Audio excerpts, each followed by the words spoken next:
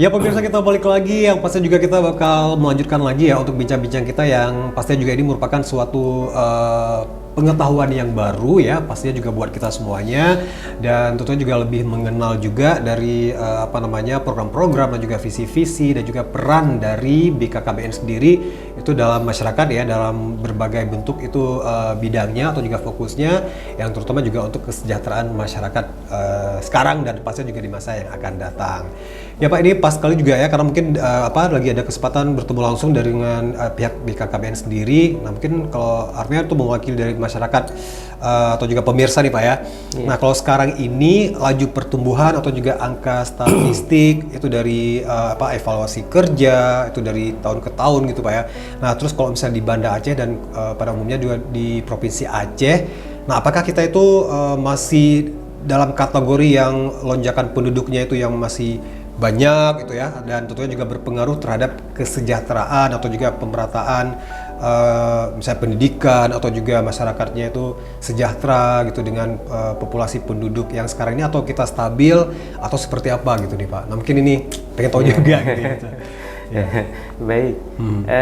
Kalau kita lihat dari laju pertumbuhan penduduk atau perspektif BKKBN lah, TFR tahun 2024 kita 2,32. Artinya dari 10 ibu itu melahirkan anak sekitar 2-3 orang. 2-3 orang. Berbeda dengan beberapa puluh tahun yang lalu, itu satu ibu bisa 6-7 anak, gitu kan? Nah, artinya pengendalian jumlah penduduk itu semakin terkendali. Kalaupun hari ini kita mempromosikan bagaimana pentingnya kontrasepsi, tanpa kita support dari anggaran pemerintah pun, masyarakat sudah butuh kontrasepsi itu. Nah, yang jadi persoalan adalah kualitas penduduk.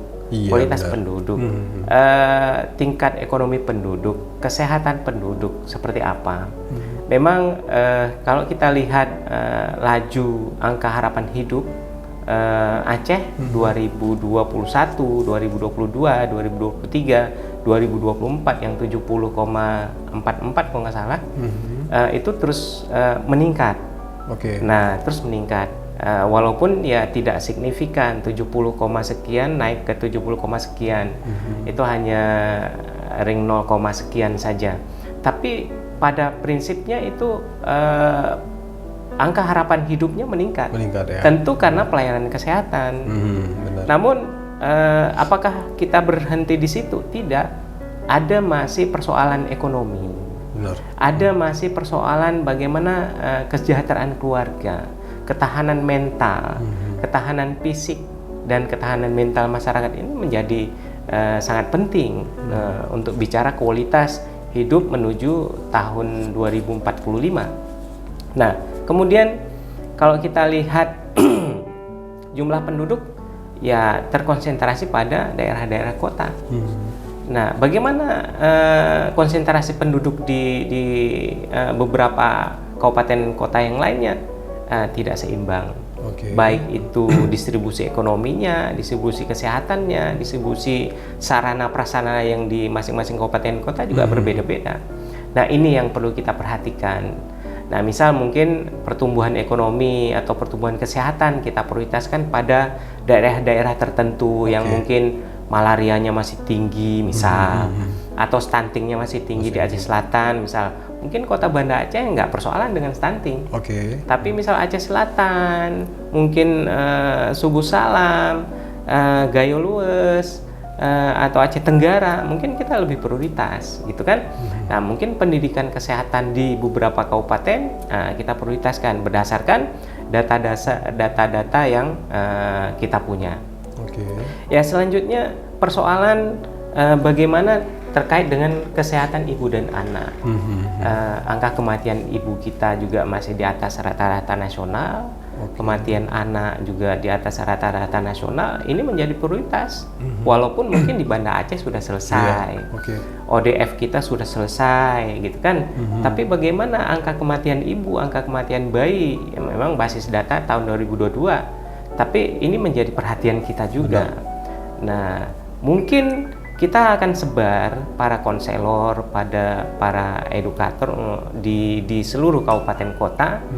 Misal lewat bidan desa kita latih untuk mengedukasi para persagi, mungkin lewat persagi bagaimana edukasi gizi bagi anak-anak, bagi keluarga yang punya anak-anak balita, memberikan gizi yang terbaik untuk anak-anaknya.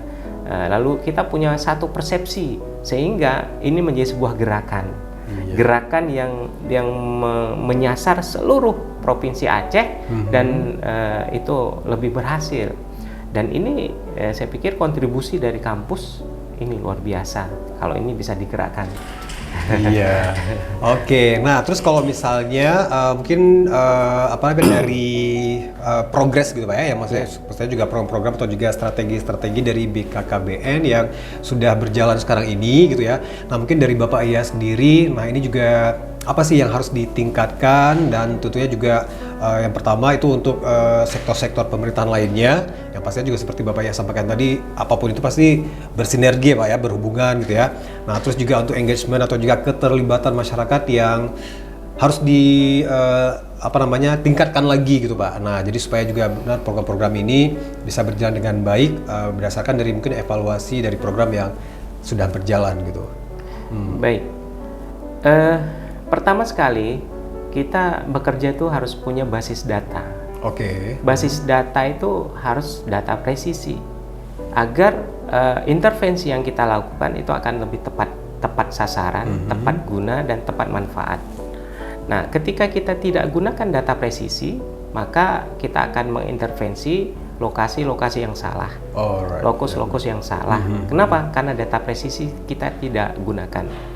Contoh, misal kita gunakan data KRS, keluarga risiko stunting, dan itu telah didukung dengan Pergub dan didukung dengan Permendagri, dan didukung dengan regulasi dari BKKBN.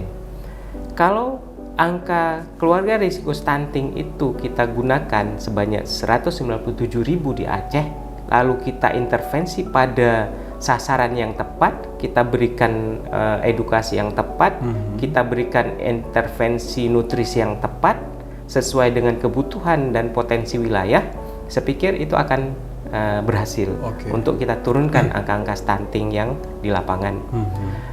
Demikian juga data presisi ibu hamil. Setiap tahun di SIMKAH, Sistem Informasi Pernikahan, ada sekitar 36.000 keluarga-keluarga yang menikah di Aceh.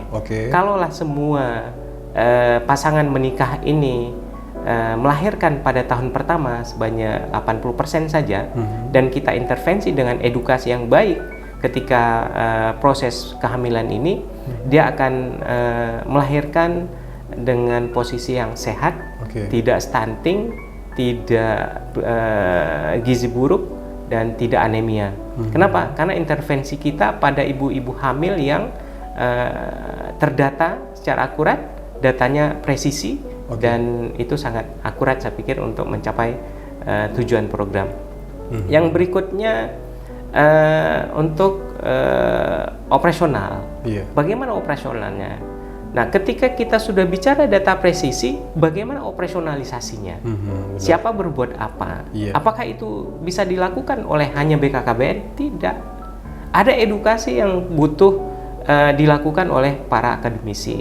Ada operasional yang bisa dilakukan, manajerial yang dilakukan oleh BKKBN.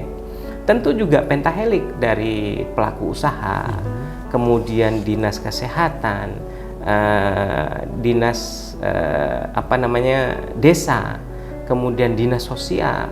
Jadi seluruh instansi, seluruh pemerintah yang ada di kabupaten kota yang mengakar di desa itu harus berperan, terutama Pak Kecik. Nah, Pak Kecik, PKK, kader desa itu harus kuat. Mereka yang melakukan langkah-langkah operasional yang tepat berdasarkan data presisi yang kita sebutkan tadi. Tidak harus semua kabupaten kota melakukan hal yang sama, tergantung dari potensi desa masing-masing. Dan yang terakhir, yang ketiga adalah dari sisi manajerial. Nah, sisi manajerial tentu kalau kita bicara kualitas sebuah kegiatan dimulai dari perencanaan yang baik, kemudian pelaksanaan yang baik, dan monitoring yang terbaik, dan punya nggak efek dampak. Bagaimana efek dampak kepada masyarakat? Outputnya apa? Outcome-nya apa? Benefitnya apa? Tentu ketika sebuah kegiatan kita lakukan, benefitnya adalah peningkatan kesejahteraan masyarakat, peningkatan kesehatan masyarakat, peningkatan pendidikan masyarakat, peningkatan pengetahuan masyarakat. Tentu akhirnya itu pada muaranya kepada masyarakat. Iya. Nah, karena kenapa? Pemerintah, terutama mungkin kita-kita yang bekerja di pemerintah kan, setiap rupiah yang dititipkan kepada kita harus punya nilai output. Benar. Harus punya nilai output. Apa output yang dihasilkan untuk masyarakat dari nilai rupiah itu?